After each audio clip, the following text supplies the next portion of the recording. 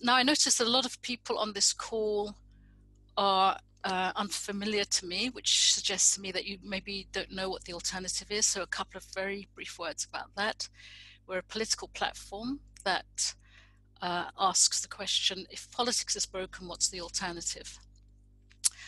And we do three things. We produce a daily alternative, which looks at political entrepreneurship and all the other ideas, actually innovation ideas that are appearing but not covered really in the mainstream news. We build citizen action networks on the ground because we believe that the grassroots activity and what we call cosmo-localism, as it is appearing in communities around the country, are the key to a new politics. And then the third thing that we do is this work that we're doing here now, which is trying to give rise, trying to identify the new system that may be arising. And at this moment, obviously, a lot of people are asking the question that if the system is broken, what could the new system look like? And by a new system, we mean socio-economic, political, the whole thing. So what we've been doing since December is inviting those people that we feel are very system orientated, who are working in giving rise to this new system. And we're inviting them one by one to explain how they see the changes that could be arising. So tonight it's my very great pleasure to introduce to you Adah Parris, who describes herself as a creative problem solver who empathetically subverts the status quo and who takes a philosophical and anthropological approach to technology, merging logic and creativity to design immersive storytelling, learning and development environments. So Adah in 2018 was recognized as one of the UK's top 100 Black minority ethnic leaders in technology. And also in 2019, Adah was recognized by TED Talks as one of their global emerging innovators. So I only recently met Adah and I'm thrilled with the conversation that we've been having. There's no way that we're going to be able to get across to you in one evening all the innovation and insight that Adah's bringing, but we're going to have a bit of a try. So we'll start, Adah, why don't you, if you could, introduce yourself and as much as you think you can about your work in the next 10 or 15 minutes. Yeah. Over to you. Thank you for having me, Indra. Hello, everybody. It's really funny whenever I hear somebody make an introduction. Can you all hear me okay? Yes? Perfect. It's really funny whenever I hear somebody make an introduction to me, because there's always this moment of being external to it and saying, God, is that me? So I would say, first and foremost, I'm human. And I am a pattern recognizer. You know, my journey into the world of tech has been a really interesting one. So I started off working, well, actually started off at uni wanting to be a primary school teacher and studying maths, but ended up working in educational studies after uni, and then went into advertising, but the business side, went into then helped to build an advertising and entrepreneurship school to try and widen the diversity of the advertising industry. Because, you know, that was something that was very close to my heart. And then ended up finding myself working in tech. And how that happened was I ended up working at Telefonica, Wira, their accelerator program. And I was initially recruited to build their community. But I'm a big hippie and spiritual and creative. And the more that I was asked to build these communities, I think one thing that's, I suppose, that's common to everything that I've done through all of my various careers has been building communities, but building them from the bottom up, rather than having this top-down approach. It's always been part of who I am to really understand the needs of the community and ask the community to be a part of what it is that we're trying to build. And I think that that's been my approach to tech. So I ended up getting, working for Telefonica and building their accelerator program. So my experiences of learning design and building communities, going off to Burning Man and understanding how communities work, I brought all of that to the tech world, which was quite an interesting approach for a lot of people. I then went to work at an organization called the Friday Club, and they bring together technology startups with marketing people. And what my role initially was to build communities again. But what they soon realized is that I was able to understand the technology. And I think the way that I did that was I see technology as a tool.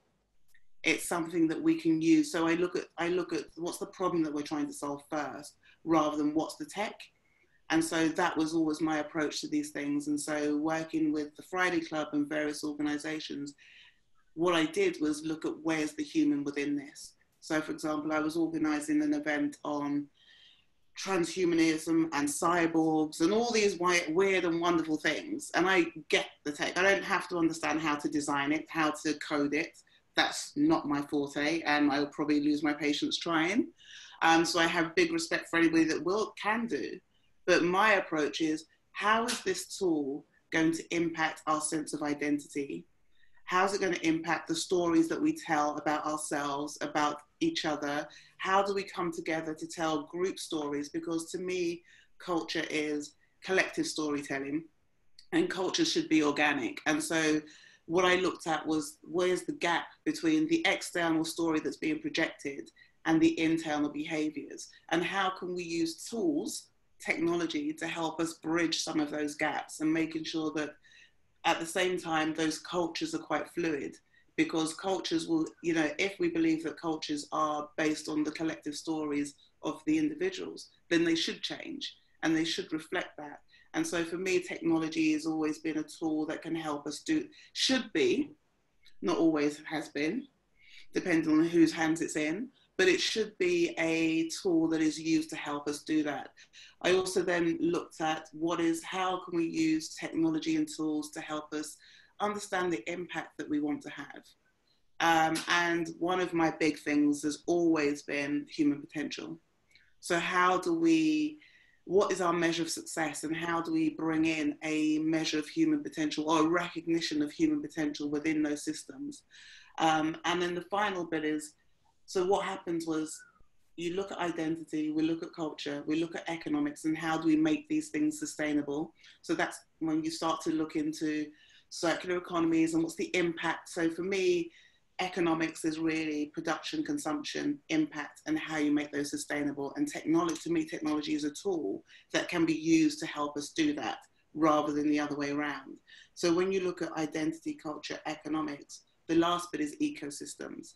And what I found through my work is that the ecosystem started to change naturally, organically, because of the choices that we had made, or people make, going through that process. And what that meant was that the way that I like to look at it is that we were engineering serendipity based on the choices that we were making. And so what I do now has been a mix of, I would say that some say a futurist, I mean, whatever that means. I'm not predicting the future, I don't know if anybody can, but I like to take a philosophical and anthropological look at the impact that these technologies can have, and where's the ethics and the roles and responsibility and levels of power within that, and taking a very bottom-up approach to that. So that's my kind of futurism. And I'm a storyteller. And whenever whether that is, and the medium doesn't necessarily matter. So it could be that I'm doing a speech on stage with hundreds of people. It could be that I'm designing an immersive experience. It could be whatever. But I always start with, and I think I'd said this to you, Indra, I always start with one quote. And that reminds me to stay grounded as well. And the quote is, the purpose of a storyteller is not to tell you how to think, but to give you things to think upon. And I think that's the process that I go through everything.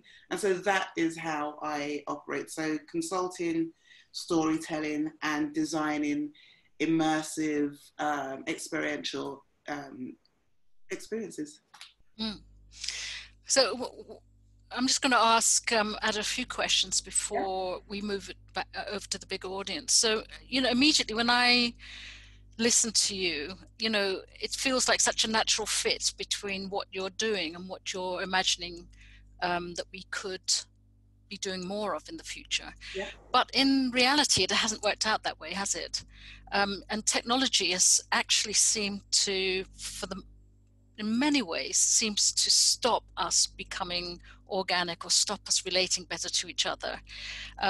What would maybe go into it with the question? My question would be, what are your favorite bits of technology? What are the things that you use most, and what are the bits that you think have actually sent us off in the wrong direction? Well, first of all, I'd like to come back to you about what you said, that technology has stopped us. I don't think technology has stopped us. I think that it's the choices that we make. We have to remember that the tech doesn't rule us. We have choices and responsibilities. And sometimes, for a lot of where we've come from, the people who have been in, who have the loudest voices, who have the power and responsibility in designing a lot of the tech, have had very different motivations. And so that is where some of that has come from. I think that one of the things that I've been working on for the last 5 years is, and it started off as just a personal project, was looking at our behavior around the use of technology. And there are patterns that I saw arising. And a lot of that is that the way that we use tech is as if we're looking for a new religion. We're looking for something bigger than ourselves to connect with ourselves, our environment, and with each other. And when you have that, you actually end up with this, so you can see my hands, I gesticulate a lot. So what happens is you end up with this gap between, for example, if we look at people talking about artificial intelligence will gain consciousness. I mean, first of all, we as humans don't know what consciousness is. So I find that completely ridiculous. But this idea that the technology is, the artificial intelligence is up here and we are here and it's going to make all these decisions, when actually we are designing that. And this is why the ethics and the responsibility should come into it.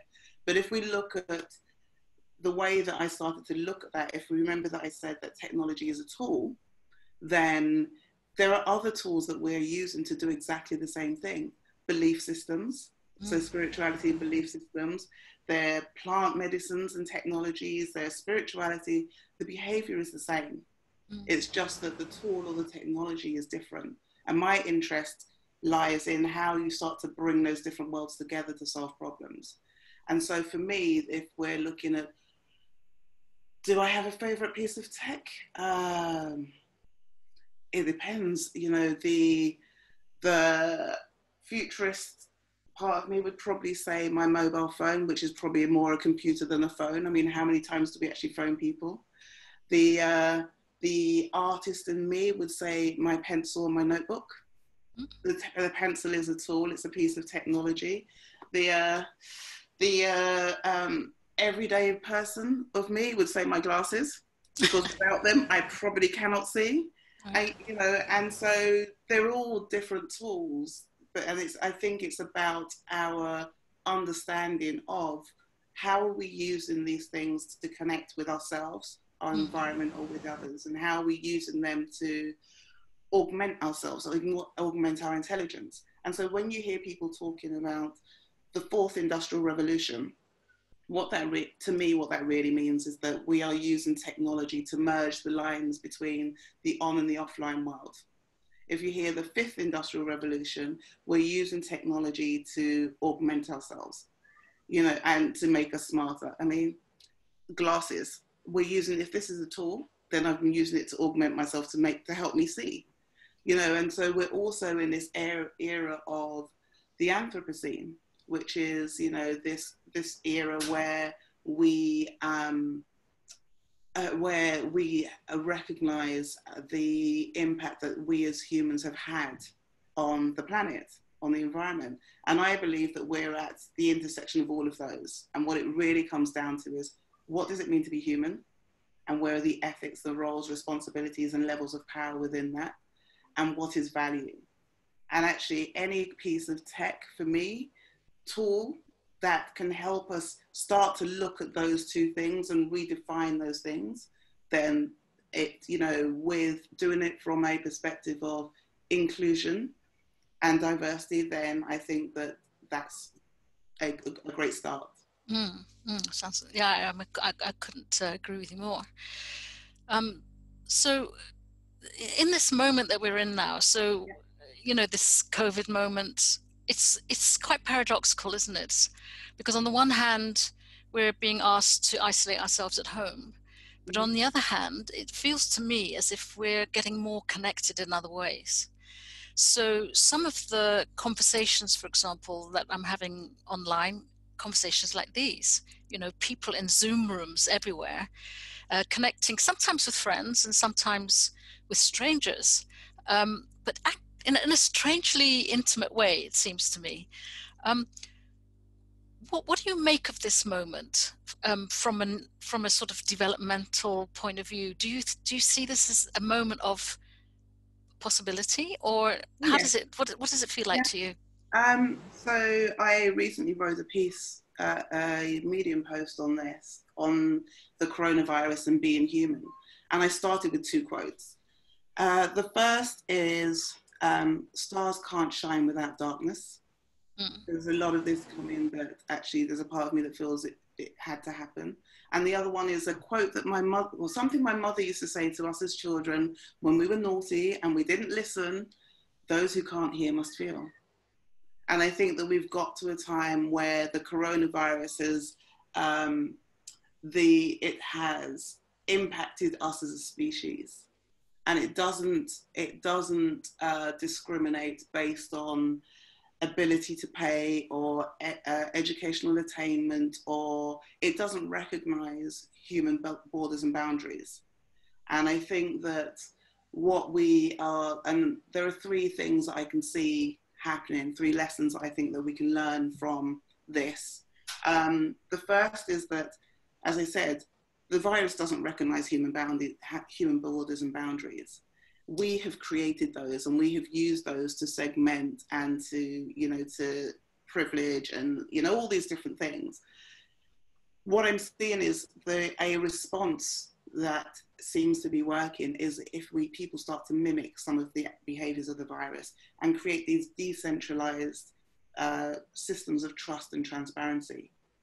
So there's no hierarchies. Actually, I refer to them as human blockchains, where there's trust and transparency in the approach to dealing with things. So it doesn't matter where you come from, but actually everybody has value and can add value to that. The second is that we have been acting, initially the responses were, a lot of the overarching responses to me were very privileged. Everybody's got to stop what they're doing and you can't go out and all of this. That's okay if you can afford to do that, if you have the means and what have you to do that. And again, the stockpiling and all of that, yes, while I understand it was based on fear, I also recognize that was still a privileged response because not a lot of people could do that. And now that things are starting to calm down a little bit, what I'm seeing is that and I used to say it's the rise, but it's not the rise. I think it's the resurgence of the hyperlocal community, that there is this real sense of people coming together again. And that is based on compassion and empathy. And I think that when you start to look at how people are using tech, it goes back to what I was saying before, that they're not looking at tech as, oh, I don't really understand this. It's, I need to feel connected to people. And it's a tool that can help me do some of that. And then the last thing that I think that we can learn from this whole coronavirus experience that we are still going through is that it has forced us all to stop and slow down. And we have now been given the opportunity to really to stop and ask ourselves some of those existential questions that we have been we are a society that we have perfected the art of busyness and distraction.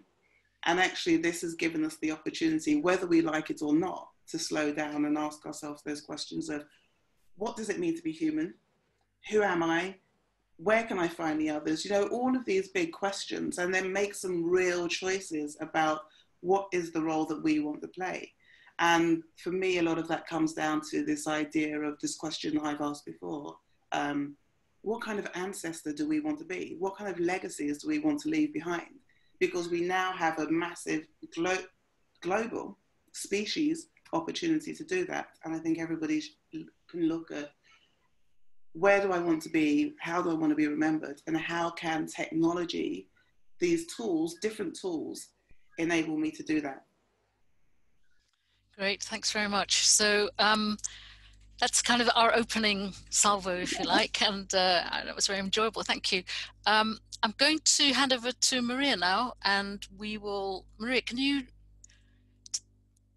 explain to everyone how we put our hands up to ask questions? If anybody's got a question they'd like to put to Adah for the next 10 minutes or so.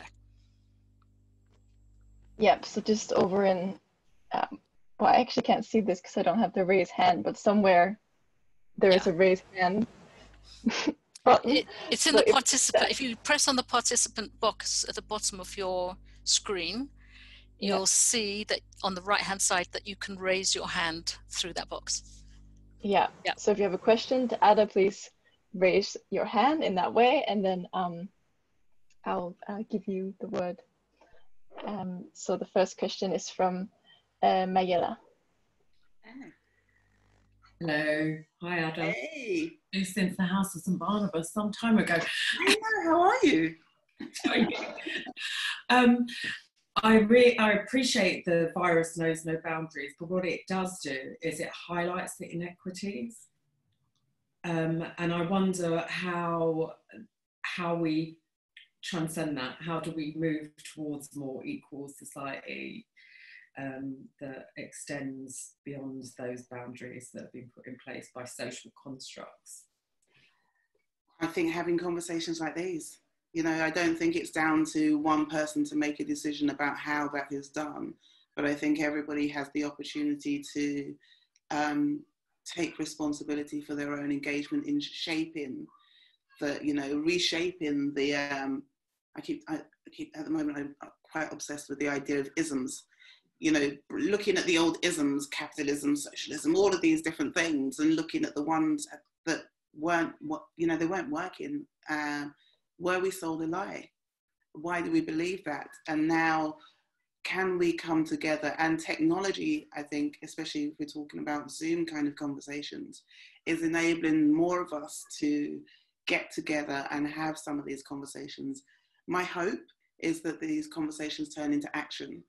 So it's great having conversations, but what happens next is where I think, it's where my focus is. Can I ask you? Yeah, sorry. So I was going to ask you a question following on from that, because I can't see another hand immediately up at the moment. But I know that you've thought a lot about othering and exclusion. And I wonder how your approach would change the tech industry itself, because and I may be seeing it very partially, but it still seems quite dominated by men in the design process. Do you feel that being a more diverse space itself would give rise to the sorts of forms of technology that might address what Majella's bringing into the picture there? Yes, but I also think that whoever is designing tech also needs to have an understanding of human rights.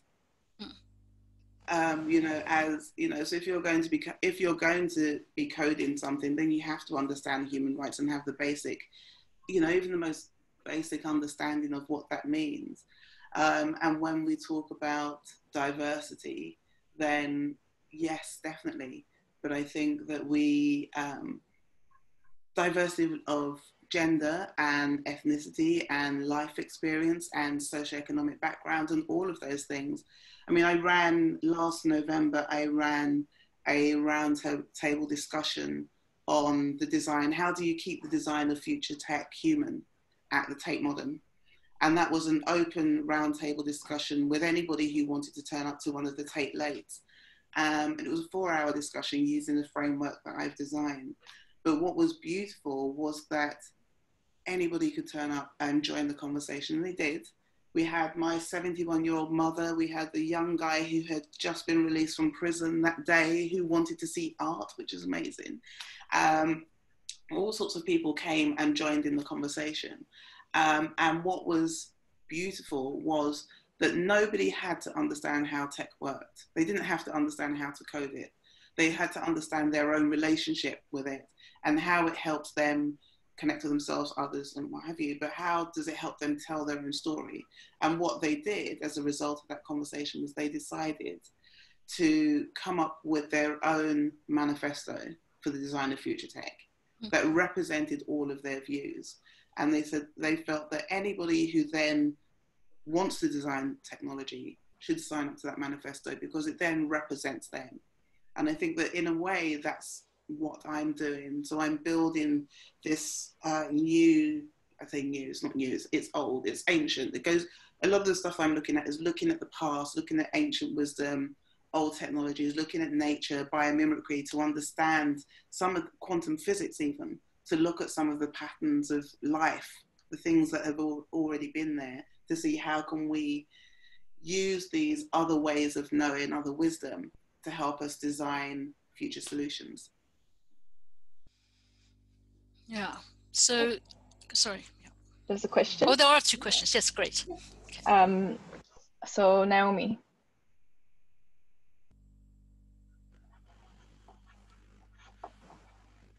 Hello, can you hear me? Yes, hi. Hi, Adah. So from what I understand, what I hear is that good tech and good society need to kind of co-emerge, like as society improves. So does the design of tech, and then maybe the tech would then feed back into better systems. I was wondering if you've seen that at all within your work, like this kind of symbiotic relationship. Be quite encouraging to hear an example. You're going to ask for examples now, and this is always when my mind goes blank. There are, or if you can just talk about that relationship at all. Yeah, I think that, so the idea of social impact, I find quite an interesting one, because as far as I'm concerned, every business should be social impact. And when I think about social entrepreneurship, I think, or social tech, I think that those kind of things should be standard. And so anybody, there's loads of organizations, really brilliant events and organizations. So some of the work that Nesta do, there are crowdfunders such as Seed Tribe. There is, what's it called? You know what I can do? Once we finish this, I will send Indra a list of different examples that I can share.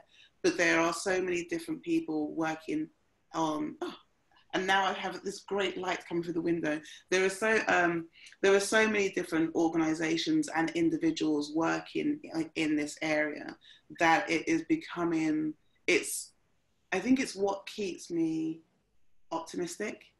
It's what keeps me optimistic.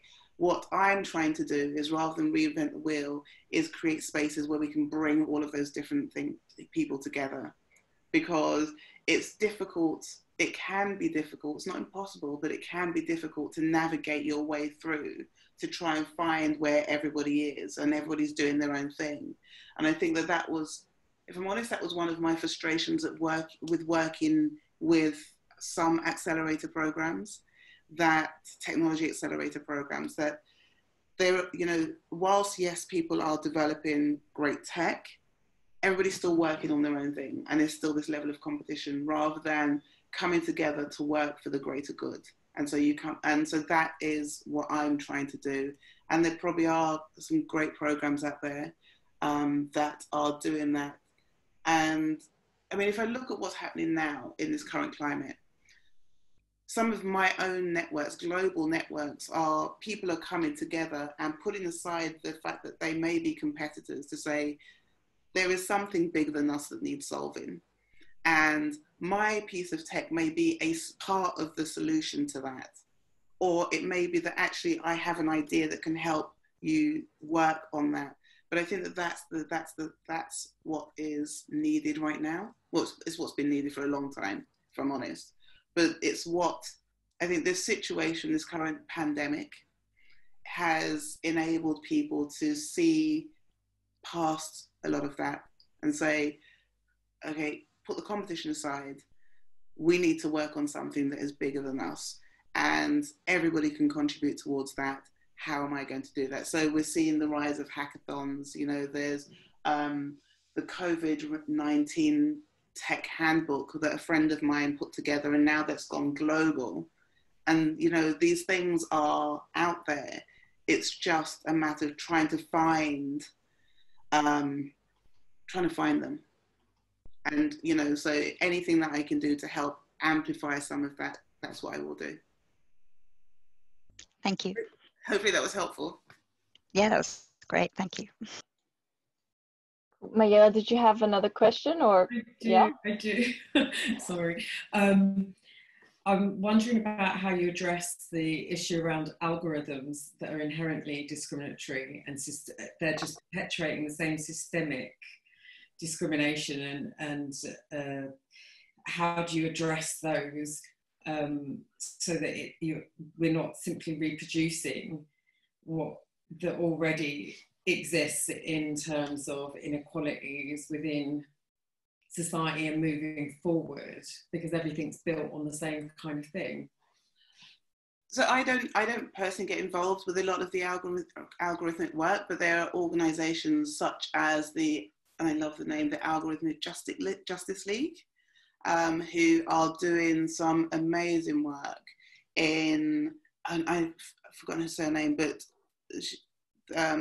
she did an amazing TED talk. Her name is Joy. She did an amazing TED talk about the discrimination of visual representation and algorithms and how they discriminate against people of colour and all of this. So there are more and more organisations that are working on that. My question there was a company I was going to mention the name, and I'll take it back. Whenever I see organizations coming together and saying that they're going to work on the ethics of AI and the making things fairer and all of this, I always try and trace back what's the history of that, what's in it for them, and where are they coming from, what's in it for them, because there have been some organizations who said, we're going to come together and we're going to make sure that the algorithms are, you know, fair and unbiased. And actually then when you look behind the scenes, they're actually doing something else. I think that in terms of, the way I see algorithms is they're like children, and they need to be nurtured and given and fed the right information, you know, to help them grow and develop. And when you if you put the wrong information in or bad information in, then they just learn from that. And that's where danger comes. For me, that's where, you know, a lot of the danger comes. So anything that we can do to, and I said, understand human rights, widen the diversity of people who are helping to design and code some of these things. So one of my best friends is a human rights barrister, and she recently put on an event for lawyers and barristers to help them understand tech and understand the ethics of tech, because I think that needs to happen as well, that you need to have those rounded conversations at the start rather than wait until something goes wrong and then start suing at the end. So if you can get lawyers and human rights and neuroscientists and all these different people, and that's also what I mean by diversity, to have those conversations at the start when you're as part of the design process, then I think that we stand in better stead of creating something that can learn and grow and develop for society. Great. I think we have time for maybe 2 questions more. So if Richard and Luke could ask the question at the same time, and then Adah, you could try to give a combined answer if possible. Yeah. So Richard, if you go first, and then Luke straight after. Thanks. Well, thanks, Ada, for. I've just got a whole sea of questions arising, so I'm going to try and keep it focused. There's excitement about hyper-local communities. We've been hearing about that. And I speculate that when we are more closely connected to somebody, kind of our immediate neighbour, we have more responsibility towards them, which distance can help us lose their sense of humanity. I too worry about othering, which you've been talking about. But then there's a sort of paradox, and I'm worried about this, that actually you end up with a hyper-local community that is very much people that look and sound like us, and you almost create the problem you're trying to solve, and also maybe not operating on a scale that's going to create the kind of change you might look for. I'm just wonder what your thoughts are around some of that. Okay, I'll put that down. Can I address that one first? Yeah? No, you're going to... No, Luke will ask his questions, and then... Okay, Luke, do you want to ask your question as well? Hey, Ada, you have a wonderful leather throne. I am very... I need to up my furniture game. So COVID-19 has managed to do what politics and activism has failed to do. It has shown us, and apologies, Indra, but it has shown us a real alternative. People are realizing that their bullshit jobs were causing them unnecessary stress and pain, that consumption was throttling the environment, that working from home is actually more fulfilling. The virus, yes, kills us immediately, but our current system was causing a slow death. So my question is, how do we take advantage of this both strategically and spiritually? Could you repeat the question, because you just froze at the crucial moment? No. So the question is, how do we take advantage of this moment? So firstly, strategically, how do we take advantage of this moment? And secondly, which I know is another area of your expertise, how do we take advantage of this moment spiritually? Okay, great, thank you. So Richard, to your question first, the hyperlocal communities. I think, well, yes, there has always been the danger of echo chambers, you know, operating in spaces that represent and reflect our own vision. I mean, that's what a lot of the algorithms do. That's how they operate, especially social media. I think that we have to it goes back to us. We have to make choices about stepping outside of our comfort zones and deliberately going out and seeking out in a very empathetic way others who don't look like us, don't have our experiences, and to ask questions, to learn, rather than going out there as some have done and deciding we're going to tell this is how it is, and this is your experience, and this is what, you know, telling people. I think we need to learn how to actively listen and help people feel that, recognize. One of the beauties about the hyperlocal communities, and to your point earlier, Indra, is that it helps us to connect with the human. In some ways, it's really strange, but it does. Because if we are suddenly seeing more people as human, then we have a more empathetic level of responsibility and duty of care to those people. And so if that is what is happening, then I think we need to step out of our own bubbles and do that more. And my hope is that when all of this and we're able to start moving around again, that we take those lessons with us and we embed that in our daily lives. And then to Luke, your question about how do we take advantage of this, what this is teaching us strategically and spiritually. Strategically, I think it goes back to, starts with the individual. It starts with all of us making decisions about what is important to us and what is value, and what do we value? So I know even in my own life, I've suddenly gone, oh, well, I don't need all of this stuff. What am I doing? why was this so important to me? You know, looking at the stuff that is valuable to us and what it means to be human, and making choices about how we live our lives and where we spend our money, and, you know, the communities that we get involved in, or we build, or we nurture, and that could be personal and professional communities. You know, and as organizations, if we run businesses, you know, one of the things, it's interesting, some of the conversations that I've had recently, there used to be this lack of trust for people working from home. And now everybody has to work from home. And so a lot of the change, the shift, is coming from people starting to trust each other again. And I think that that's where some of the strategic stuff can come from. Spiritually, well, I think it goes back to what I was saying at the beginning, that we're all looking for, we're storytellers. As humans, we're storytellers. And we are always looking for something bigger than ourselves. Technology is just a tool that can help us do that. And the technology could be a mobile phone, it could be a Bible, it could be whatever. But I think that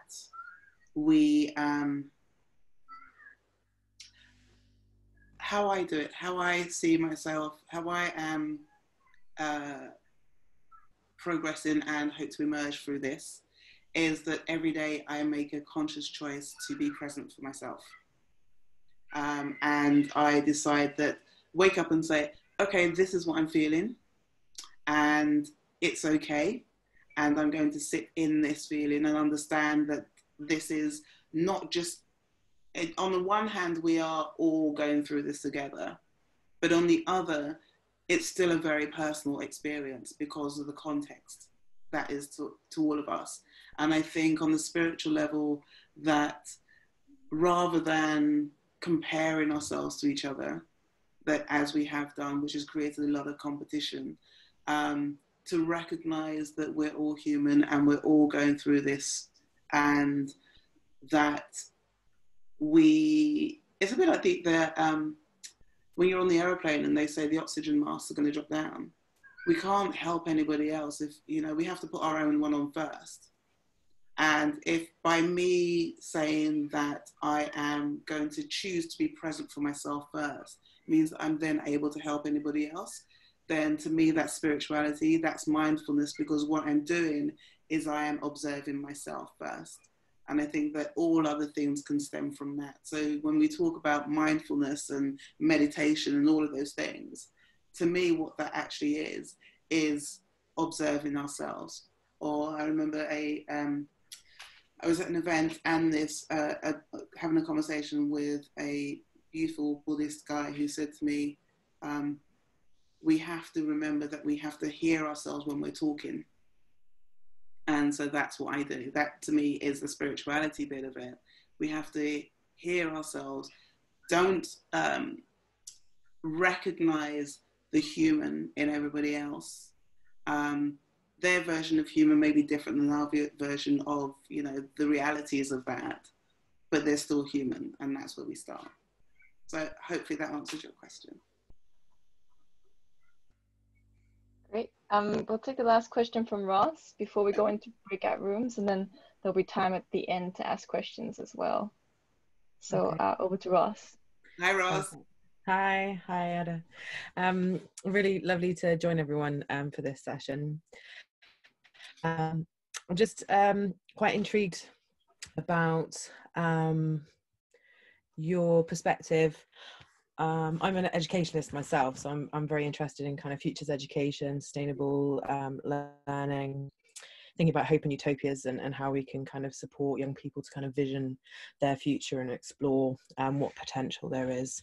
So align a lot with what you've been saying. And recent work that I've been doing is looking at sort of tools and objects. So I kind of assume that tools are also perceived as objects, I suppose, by what you're talking about. So how these kind of objects act our identity affect how we have relationships with each other, and affect the sort of world making and the meaning making, so that storytelling that you were mentioning. And it's an important part of what can happen in the future, and especially through an educational practice, is whether there could be more scrutiny behind who is authoring this, who is designing this. Of what is get put into the public domain at the moment is we have the ability to know who's put that there and what their agenda might be. Do you think that that's something that could be sort of furthered and give young people more access? You just froze. Could you repeat the last bit? Sorry. Yeah, so do you think there is a way of putting that into an educational setting, and what might that look like? How could young people, because it's really affecting them as their developmental kind of process, isn't it, as they're growing with tech? So how could we so because bits of it, I missed bits of it, so is it how could we use some of the things that I've been talking about in terms of decentralization and all of that in an educational setting? Yeah, and help young people scrutinize the technology that they're using a little bit more. Okay, so I think one of the things that I have seen that seemed to be missing was this sense of curiosity. So, you know, embedding, engendering this sense of curiosity about not just about the tech, about the tool itself, but about how it can be used, about the process, about where it comes from, about what it could enable us to do, is a starting point. So I ran a workshop for some young people to help them come up with their own ideas about designing future tech. And the way that I started it was to get them to really understand their own relationship with tech and why they chose a particular thing, why they chose a particular tool or a particular brand of mobile phone or what have you. Yeah. And then get them to speak about their own journey, so a day in the life of, and how is that helping them, and how is it helping, what's the problem that they're trying to solve? Is it that they want to get a pizza? So wanting to get a pizza is actually about hunger. It's not about getting a pizza, it's about these other things. So getting people to really understand what is the problem that they're trying to solve, and how do they know it's a problem? Is it just a problem for them and their friends? Or is it that this is a bigger problem? So you start with, the way that I did it is started with, what's the individual personal problem? Because then if people can connect with it, how it impacts them, then they're more likely to want to work on it. So how does it impact them? How does it impact their local community or their friends and family? How does it impact their school, their wider community? How does it then impact? So it's that, there's that video, it's the image of, you know, going in on the earth and then scrolling right out again, and then going back in. So start with the going back to the point of hyperlocal, start hyperlocal, and get people to recognize that they have a voice, and it's about being curious about, how is it helping me to solve a problem? It's not that I need a can of Coke, it's that actually I'm thirsty, and what does thirst mean? And what are the alternatives to that? And how can different things then help address that very root problem? Okay, yeah, thank you. Great. So I think this is the moment where we explore a few more of our thoughts and ideas with each other. We're going to move into breakout rooms, and please, what will happen is we'll press the button and you'll see something coming up on your screen. Just give your permission to move, and perhaps just suggest that we introduce ourselves briefly in the breakout room, and then address the questions of how what Adah has been talking about maybe impacts our lives, and maybe also how this moment in the COVID crisis makes some of these changes that we've been discussing more likely or less likely as we move into the future. So there's just two very broad ideas of what we might be discussing, but feel free between you to discuss as you wish. So Maria, please hit the button.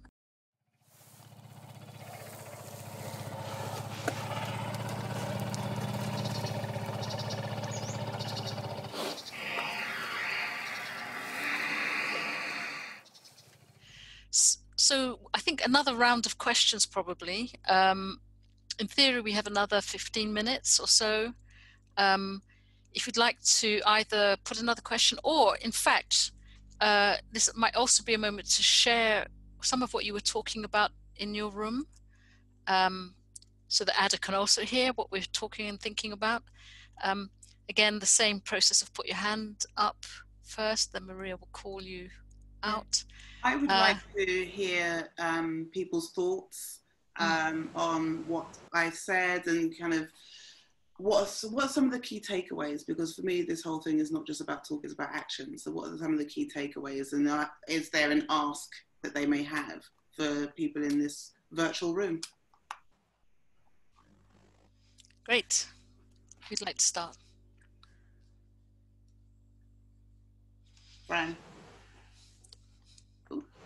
One of my takeaways, Adah, will be your description of the conversation you had at the Tate, where everybody came, and I think that's so dear to my heart, to have, you know, that a situation where everybody can join in. That's just so great. Thanks. Thank you. Great, Ross.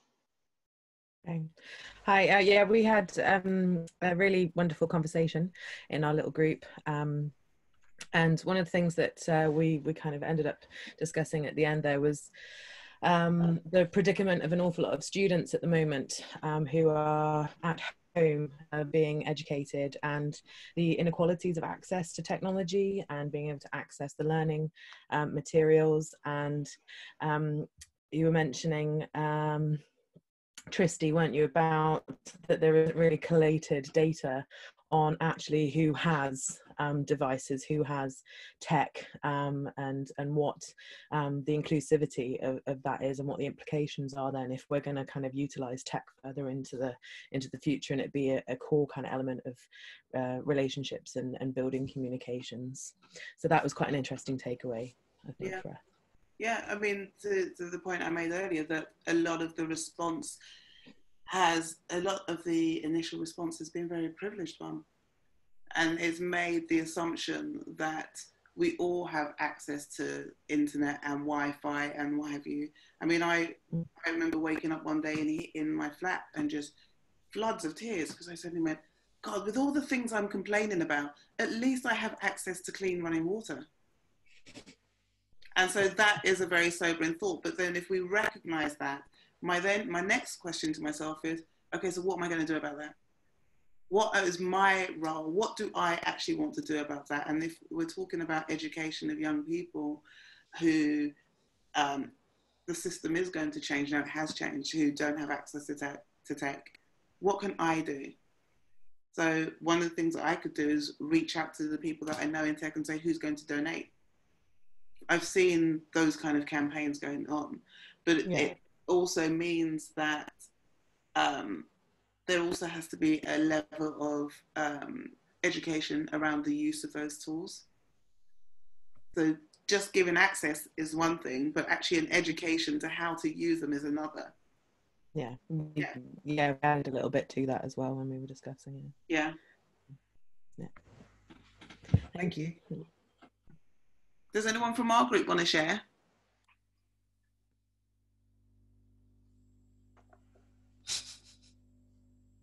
No? Yes. I feel like I spoke already, and we were privileged to be in a group with you. So thank you very much for your time.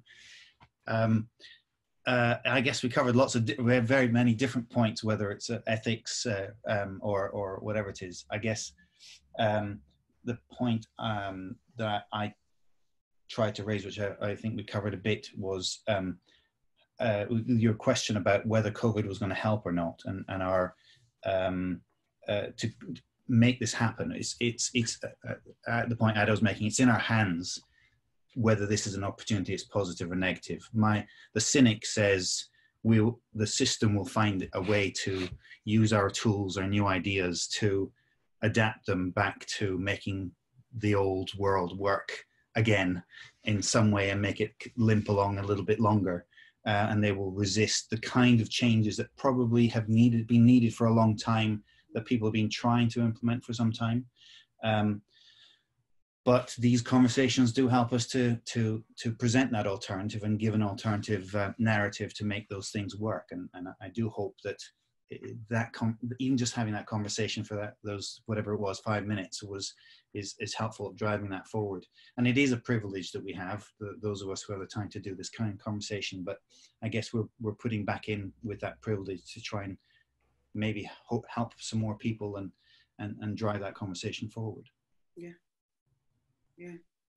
I mean, I think one of the last things before the timer cut off when we were in the room was that I said that, you know, whilst the system, are running around like headless chickens at the moment going, what the hell is going on?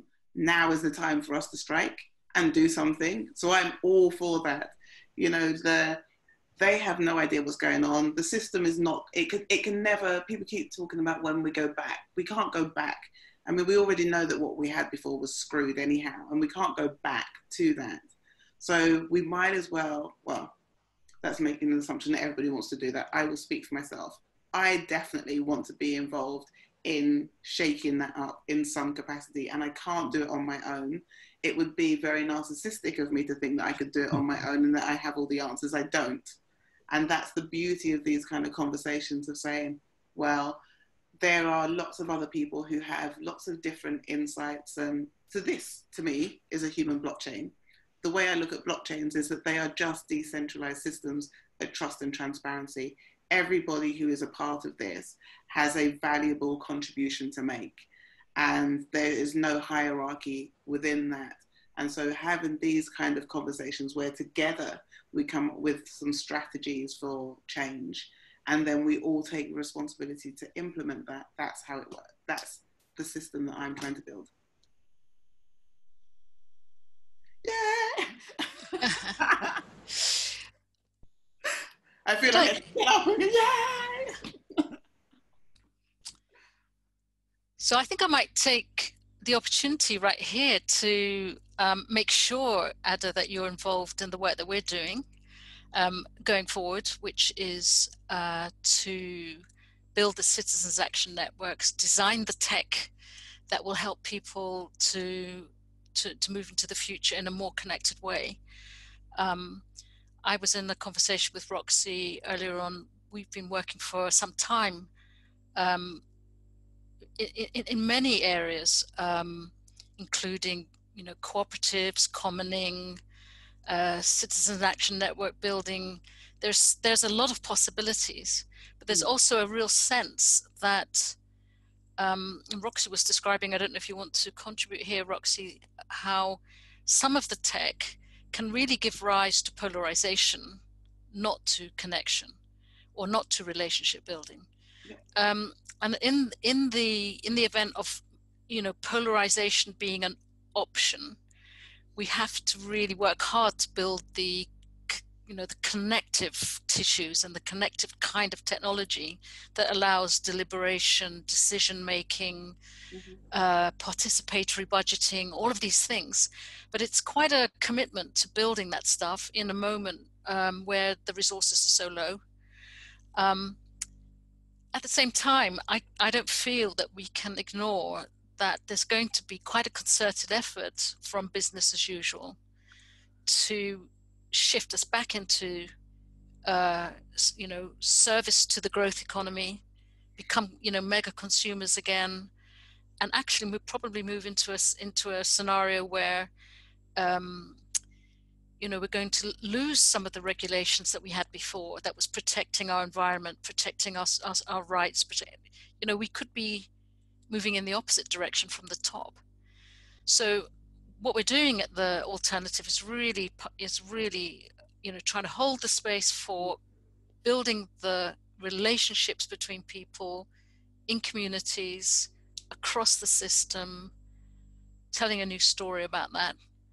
And, you know, obviously very much would like you to be involved as much as possible in that and going into the future. Great. Yeah. To your point, I think one of the things that I look at one of the things that I embed in everything that I design is the fact that storytelling is not one directional. It's not just a single facet. And so we receive and we perceive stories using all our senses. And so when we are creating these spaces, so when I think about I'm designing, I'm taking an offline, and I've stopped saying real world and virtual world, online and offline world, because they're both real. To me, when I think about I'm designing a experience, I think about what are the other multisensory things that people are going to need to be a part of that. So, for example, I've got some designers designing a new website for me, and it looked great. And then they sent it to me, and I went, I can't read it because I'm dyslexic. And the font that they had used just I could not see it. And so we have to think about all of those things when we're designing.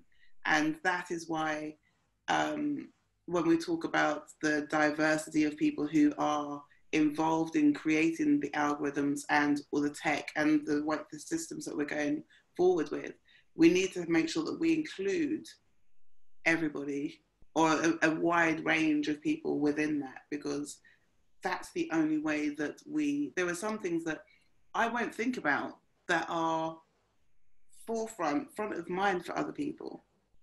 And I think that that's what we need to do, and that's what I want to be a part of. So yes, I'm saying it publicly, yes, I'll be involved in some capacity. We'll talk about that more. Yes, great. All right, now, so unless anybody else would like to say anything, we're going to informally close the room, but please feel free to hang out a bit longer if anybody wants to chat or make comments or ask questions of each other. If you like, the room will stay open for a little bit longer. And a final plug for the alternative, please come and be a co-creator. Just go to the front of our website, join up, become part of a citizens action network or a discussion group. But also we've just launched an app which we would really like you to put some ideas into. And the app is called Before and Now. And what we're trying to capture is your observations of how things have changed over this period while we've been isolated with the COVID-19. And we asked the question, what's changed for you personally? What's changed for you in the community and the people that you're observing around you? And how has your perception of the world changed? And what we're doing is, by capturing all of this data and your stories and your thoughts, and we're giving you access to everybody else's inputs, it's a way for us to remember this feeling of incredible possibility that we're sharing right now. Because once it's over, it'll be a bit like, oh, do you remember the days when, or remember how we felt at that time? And it'll be nostalgia before you know it, right? So we're inviting you to put your thoughts and ideas onto this app, and it'll be there for posterity. And we'll be able to say, at that time, we thought we could do this. So why not? Let's think about that and keep that spirit with us all the time. So that's it. Thank you very much, everyone, and hope to see you again. Hope to see some of you in the co-creators room. Thank you so much, Adah. Delight to spend some time with you, and with all of you. See you the next time. In 2 weeks' time, we'll have another Elephanteer in the spotlight. And feel free to reach out to me. I've put my email address in there, but you can find me online as well. Any questions or conversations. Brilliant. Thank you all. Okay, thank you so much. Thank you.